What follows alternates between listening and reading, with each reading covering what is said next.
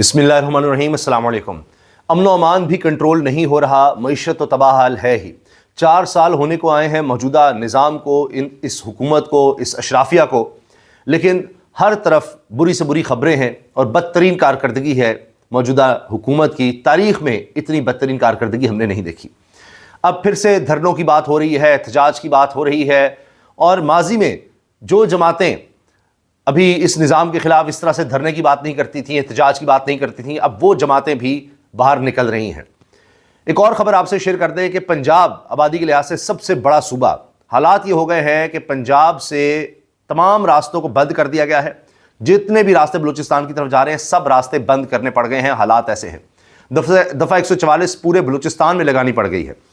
اب آپ یہ دیکھیے، پنجاب سے بلوچستان جانے والے تمام راستے بند کر دیے گئے ہیں۔ ڈپٹی کمشنر عثمان خالد یہ بتایا جا رہا ہے بلوچستان جانے والی شاہراہ راستہ فورٹ منرو اور تونسا موسیٰ خیل روڈ بند ہے۔ ڈی سی کہہ رہے ہیں یہ جیو نیوز نے یہ رپورٹ کیا ہے، یہ خبر دی ہے۔ یہ تو ایک ایسپیکٹ ہے۔ اسی طرح میں آگے آپ کو بتاؤں گا کس طرح اب دھرنے اور احتجاج اور اعلانات ہوتے چلے جا رہے ہیں، اور وہ جماعتیں جو ماضی میں نظر نہیں آئیں اس طرح سے احتجاجی سیاست میں، وہ بھی اب آگے آگے ہو رہی ہیں۔ اور بہت سی باتیں ہیں کہ کیا واقعی اب یہ اتنا کمزور ہو چکا ہے نظام کہ 4 سال ہو گئے ہیں۔ اگر تو آئینی طور پر دیکھا جائے تو 5 سال ہی ہوتے ہیں کسی بھی جمہوری حکومت کے پاس۔ یہ جمہوری حکومت بھی نہیں ہے، عوام کی مینڈیٹ ہی نہیں ہے ان کے پاس۔ تو 4 سال کے بعد تو الیکشن ایئر ہوتا ہے۔ تو اب آپ یہ سوچئے، یہ تو الیکشن ایئر ہونا تھا، لیکن بس ان کی خواہش یہ ہے کہ ابھی آئینی ترامیم کی جائیں 28ویں 29ویں 30ویں، اور اسی نظام کو آگے مزید کوئی 5 سال چلایا جائے، الیکشن ڈیلے کر دیے جائیں، پارلیمنٹ کی مدت 10 سال کر دی جائے۔ سوچئے ملک میں کتنی تباہی ہوگی۔ ان کو سوائے اپنے اقتدار کے کچھ نظر نہیں آ رہا۔ اچھا جی، جس طرح سے اسٹریٹ موومنٹ چلائی ہے سہیل آفریدی نے، اس کے اثرات نظر آ رہے ہیں۔ ایک تو اب جرگہ کیا ہے، امن جرگہ خیبر میں، اس کے مطالبات بھی سامنے آ گئے ہیں۔ ایک مطالبہ یہ ہے کہ جی قربانی ہماری ہے، اس کو مذاق نہ بنایا جائے، جس طرح سے ہمیں گھروں سے نکالا گیا زبردستی، پھر یہ ہم سے پوچھے بغیر فیصلے کیے جاتے ہیں، اور اب ہم اس طرح کے فیصلوں کو نہیں مانیں گے۔ کہا جا رہا ہے کہ پہلے مرحلے میں خیبر امن جرگے کے فیصلے تمام قبائلی اضلاع میں جرگوں کے سامنے رکھے جائیں گے، ان کا مشورہ بھی لیا جائے گا، پھر پورے خیبر پختونخوا کے پختون قومی جرگے کو بلایا جائے گا، اور پھر اس میں آخری فیصلہ ہوگا۔ اب ہم مزید اس طرح مسلط شدہ فیصلے منظور نہیں کریں گے، ان کی بھینٹ نہیں چڑھیں گے۔ جس طرح سے اسٹریٹ موومنٹ شروع کر رکھی ہے سہیل آفریدی نے، اور اب اس میں وہ جو لوگ بے گھر ہو رہے ہیں، ظاہر ہے کہ آپریشن چل رہا ہے، دہشت گردوں کا خاتمہ بھی کرنا ہے، اس میں اب وفاقی حکومت تو پیچھے بھاگ گئی الٹے پاؤں۔ تو اس میں اب سہیل آفریدی آگے بڑھے ہیں، اور انہوں نے اعلان کیا ہے ٹیلی تھون کا۔ رمضان المبارک آ رہا ہے، 4 ارب بہت کم ہے، وفاق ہمارا 4758 ارب دے، جو دے نہیں رہا، 4758 ارب نہیں دے رہا، اس لیے آگے مشکلات زیادہ ہیں۔ میں سی ایم ریلیف اکاؤنٹ کھول کر ٹیلی تھون کروں گا، اور پاکستانیوں اور اوورسیز پاکستانیوں سے بھرپور فنڈز کی اپیل کروں گا۔ یہ کام خان صاحب بھی کیا کرتے تھے، اس میں بڑے اربوں روپے کے فنڈز آیا کرتے تھے جب بھی کوئی سیلاب متاثرین یا قدرتی آفت آتی تھی۔ تو اب سہیل آفریدی بھی اس طرف جا رہے ہیں۔ اس کے ساتھ ساتھ خیبر امن جرگے میں خطاب میں یہ بھی بتایا کہ شہباز شریف نے بھی اب بلا ہی لیا ہے سہیل آفریدی کو۔ بہت بڑی تعداد تھی یہاں پر، ظاہر ہے کہ اس طرح میڈیا کوریج تو نہیں ملے گی، لیکن خبر یہی ہے کہ بہت بڑی تعداد میں لوگ نکلے ہیں، اور اس جرگے سے ثابت ہوتا ہے کہ اب بھی تحریک انصاف سب سے طاقتور جماعت اس وقت پاکستان کی ہے، اور لوگ اس پر اعتماد کر رہے ہیں، خیبر پختونخوا میں نہیں پورے ملک میں۔ مجھے اپنے صوبے اور عوام کے مسائل پر بات چیت کے لیے وزیر اعظم شہباز شریف کی جانب سے کل میٹنگ کی دعوت دی گئی ہے۔ لے جی، اب کل میٹنگ ہونے جا رہی ہے، کل بلا لیا گیا ہے۔ آخرکار شہباز شریف نے ان کو خیال آ گیا، انہوں نے کہا جی آ جاؤ بات کرتے ہیں، آؤ تو صحیح، بیٹھو تو صحیح، یہ اسٹریٹ موومنٹ چھوڑو، یہ جرگے بلانے چھوڑو، آؤ نہ بات کرتے ہیں، کیا آپ کے مسائل ہیں، ان کو خیال آ ہی گیا ہے۔ انشاءاللہ میں ان کے سامنے خیبر پختونخوا، اپنے عوام اور آپ سب کے حقوق کا مقدمہ واضح اور 2 ٹوک موقف کے ساتھ پیش کروں گا۔ وزیر اعلیٰ سہیل آفریدی نے امن جرگے سے خطاب میں کہا ہے۔ میرا خیال ہے، اگر میں غلط نہیں ہوں تو یہ پہلی ملاقات اس طرح کی ہوگی شہباز شریف سے سہیل آفریدی کی۔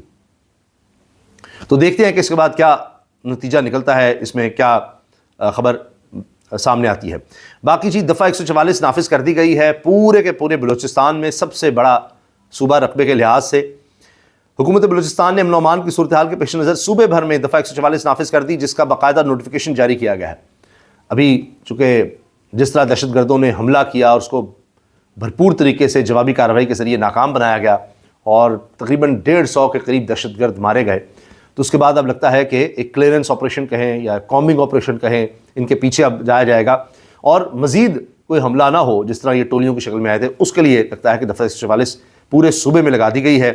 اسلحے کی نمائش، استعمال اور ڈبل سواری پر مکمل پابندی ہوگی، کیونکہ یہی دیکھا گیا کہ موٹر سائیکلوں پر دو لوگ آ رہے تھے، جبکہ غیر رجسٹرڈ گاڑیوں کے استعمال پر بھی مکمل پابندی عائد کر دی گئی ہے۔ دفعہ 144 کے تحت صوبے بھر میں 5 یا اس سے زائد افراد کے اجتماعات، جلسے اور جلوسوں پر بھی مکمل پابندی ہوگی۔ نوٹیفیکیشن میں کہا گیا ہے کہ ان پابندیوں کا اطلاق فوری طور پر 1 ماہ کے لیے ہوگا، 1 مہینے کے لیے۔ اب نہ ڈبل سواری ہے، نہ اسلحہ، اس طرح کی سب چیزیں بند، جبکہ خلاف ورزی کی صورت میں قانون کے مطابق سخت کارروائی عمل میں لائی جائے گی۔ اب یہ ضروری چیزیں ہیں جو کرنی پڑ رہی ہیں۔ دوسری طرف جی میں نے کہا کہ وہ جماعتیں جو پہلے اس طرح سے ایکٹیو نہیں تھیں، اب فضل الرحمان صاحب نے اس طرح باقاعدہ پہلے احتجاجی مظاہرے کا اعلان کر دیا ہے اور یہ حکومت کے خلاف ہے۔ دلچسپ بات یہ ہے کہ یہ بھی 8 فروری کو ہے۔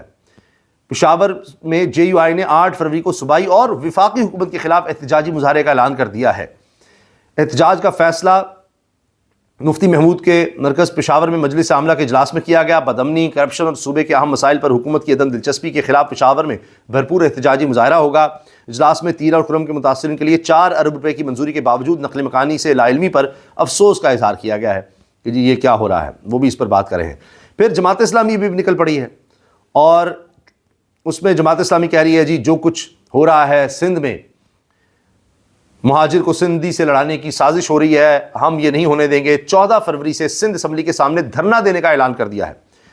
امیر جماعت اسلامی پاکستان حافظ نعیم الرحمان نے کراچی میں ریلی سے خطاب کرتے ہوئے کہا کہ آج کی ریلی میں شریک افراد شہر کی امید بن کر سامنے آئے ہیں۔ یہ لوگ کراچی کو آگے بڑھتا دیکھنا چاہتے ہیں، اور کراچی صرف ایک طبقے کا نہیں ہے، سندھیوں، بلوچوں، پختونوں، کشمیریوں سمیت سب کا شہر ہے۔ 2 کروڑ نوجوان کو روزگار چاہیے، شہر کے 2 کروڑ ایسے نوجوان ان کو روزگار چاہیے، لیکن یہاں وڈیروں کا، جاگیرداروں کا راج ہے، اس کو ہم نے ختم کرنا ہے۔ 23 گھنٹے لگ گئے تھے میئر کو پہنچنے گل پلازا کی آگ کے بعد، اور کراچی ملک کو 42% ٹیکس دیتا ہے، اس شہر کو اس کا حق ملنا چاہیے، اور مسائل بہت زیادہ ہیں۔ واحد حل با اختیار شہری حکومت کا نظام ہے جس کے ذریعے کراچی کو اس کا جائز حق مل سکتا ہے۔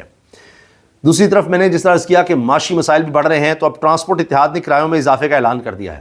یہ ہو رہی ہے جی کنٹرول مہنگائی، اور وہ کہہ رہے ہیں چونکہ ڈیزل کی قیمتوں میں اضافہ ہو گیا ہے تو اب ہم نے کرایوں میں 4% اضافے کا اعلان کرنا ہے جی۔ یہ goods transport, Pakistan goods transport alliance نے پیٹرول مصنوعات کی قیمتوں میں اضافے کے بعد 4% اضافے کا اعلان کر دیا ہے، اور وہ کہہ رہے ہیں ڈیزل کی قیمت میں اضافہ ہو رہا ہے اس لیے ہم نے کرنا ہے۔ تو اس کے بعد آپ دیکھیے ہر چیز میں آپ اضافہ دیکھیں گے، کیونکہ گڈس ٹرانسپورٹ میں اضافہ ہو رہا ہے، ان کے کرایوں میں اضافہ ہو رہا ہے، تو ہر چیز جو آ رہی ہے جا رہی ہے وہ اب تھوڑی مہنگی تو ہوگی ہی، اور جتنی پیٹرول کے حساب سے یا ڈیزل کے حساب سے ہونی چاہیے اس سے کہیں زیادہ مہنگی ہو جائے گی۔ یہ ہمارا وتیرہ یہ ہوتا ہے۔ شہزاد پراچا صاحب بڑے زبردست صحافی ہیں جی، انہوں نے گفتگو کی ہے اعجاز چیمہ کرائم رپورٹر سے، اور پتہ یہ چلا ہے کہ تحریک انصاف کے لوگ جو احتجاج میں آتے تھے ان سے گاڑیاں لے کر ضبط کر کے تقریباً 400 کے قریب پی ٹی آئی والوں کی قیمتی گاڑیاں اسلام آباد پولیس کے افسران اور اہلکاروں کے زیر استعمال ہیں۔ اب آپ اندازہ لگائیے کہ یہ کیا ہوا ہے، اور اس میں بڑی بڑی مہنگی گاڑیاں ہیں۔ 26 نومبر کے بعد پی ٹی آئی ورکرز کی سینکڑوں مہنگی گاڑیاں بشمول V8 مرسڈیز اسلام آباد پولیس افسران اور اہلکاروں کے زیر استعمال ہونے کا انکشاف۔ اسلام آباد پولیس کے ایک کانسٹیبل کے پاس فارچونر گاڑی ہے، اسی طرح ایک SSP کے زیر استعمال مہنگی گاڑی رہی۔ ایک وزیر نے IG اسلام آباد کو SSP کے زیر استعمال گاڑی واپس کرنے کا کہا، جو بعد میں واپس کر دی گئی۔ کچھ اور PTI ورکرز کو گاڑیاں بھی مل گئیں، مگر انہوں نے مبینہ طور پر کچھ دے دلا کر اپنی گاڑیاں واپس لیں۔ یہ سینئر کرائم رپورٹر اعجاز چیمہ کے 26 نومبر کے بعد اسلام آباد بلو ایریا سے قبضے میں لی گئی گاڑیوں کے بارے میں انکشافات ہیں۔ تو آج بھی جناب بہادر رپورٹر ہیں جو صحیح بات بتا دیتے ہیں۔ پولیس، پنجاب پولیس کہتے ہیں جی وہ صرف ایک واقعہ تھا کہ اس پر تشدد کیا گیا، جس کی اہلیہ اور بچی نالے میں گر گئیں، بہہ گئیں، اس کو الٹا پولیس نے مارا، تشدد کیا، او جی یہ ویسے ہی تھا۔ نہیں، یہ ایک مائنڈ سیٹ ہے۔ لیا میں ریڈ کے دوران ویڈیو بنانے پر سب انسپیکٹر کی فائرنگ سے 22 سالہ نوجوان نوید اکرم جاں بحق ہو گیا، سب انسپیکٹر سجاد گرفتار۔ اب ذہنیت دیکھیے، سب انسپیکٹر سجاد بشیر نے ٹیم کے ہمراہ پرائیویٹ کار میں فرید نامی شخص کی گرفتاری کے لیے چھاپا مارا تھا، اور آگے یہ نوجوان ویڈیو بنا لگ گیا تو اس نے اس کو مار دیا، گولی مار دی۔ سوچیے ذرا۔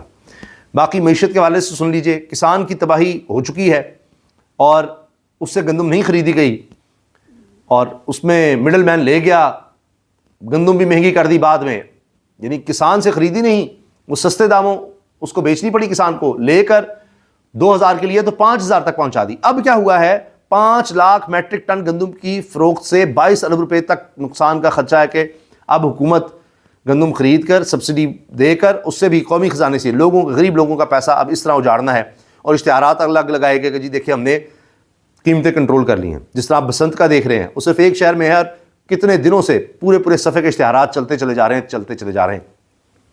تو اخباری اشتہارات میں اس حکومت کی کارکردگی کا کوئی مقابلہ نہیں کر سکتا، اس میں تو کوئی شک ہی نہیں ہے، اس میں شک و شبہ کی گنجائش ہی نہیں ہے۔